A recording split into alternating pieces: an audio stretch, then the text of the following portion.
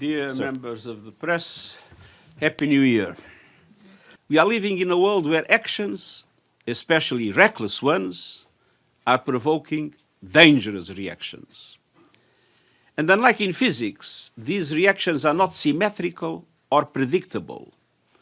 They are being multiplied by geopolitical divisions and magnified by an epidemic of impunity. The law of power is prevailing over the power of law. International law is trampled. Cooperation is eroding. And multilateral institutions are under assault on many fronts. Global problems will not be solved by one power calling the shots, nor will they be solved by two powers carving the world into rival spheres of influence. It is important to accelerate deliberately and with determination multipolarity, one that is networked, inclusive by design, and capable of creating balance through partnerships. Partnerships in trade, in technology, and in international cooperation. But multipolarity by itself does not guarantee stability or peace. The Charter of the United Nations was written by people bloodied and bruised by war. They understood that the values enshrined in our founding documents were not lofty abstractions or idealistic hopes. Those values are sine qua non of lasting peace and enduring justice.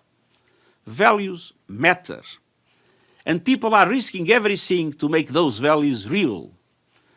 That is on full display around the world, whether it is a protester standing up to repression, a journalist standing up to press freedom, or an everyday citizen standing up for their neighbor. As we begin this year, we are determined to choose actions that generate concrete and positive reactions as called for in the Pact for the Future. Reactions of peace, of justice, of responsibility, and of progress in our troubled times.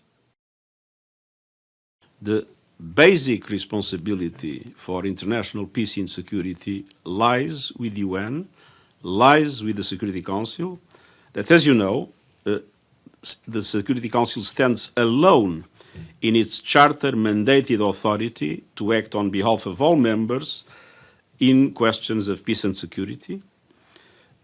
Only the Security Council can adopt decisions binding on all, and no other body or ad hoc coalition can legally require all member states to comply with decisions on peace and security.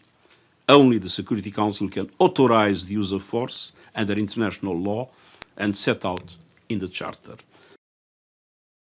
So the centrality of the peace and security system lies in the UN, and within the UN in the Security Council, and that is the reason why it is so important to reform the Security Council. And it's very interesting to see that some that criticize the UN for being not effective are the ones opposing the reform of the Security Council. That is the reason why the UN can sometimes not be as effective as we all want.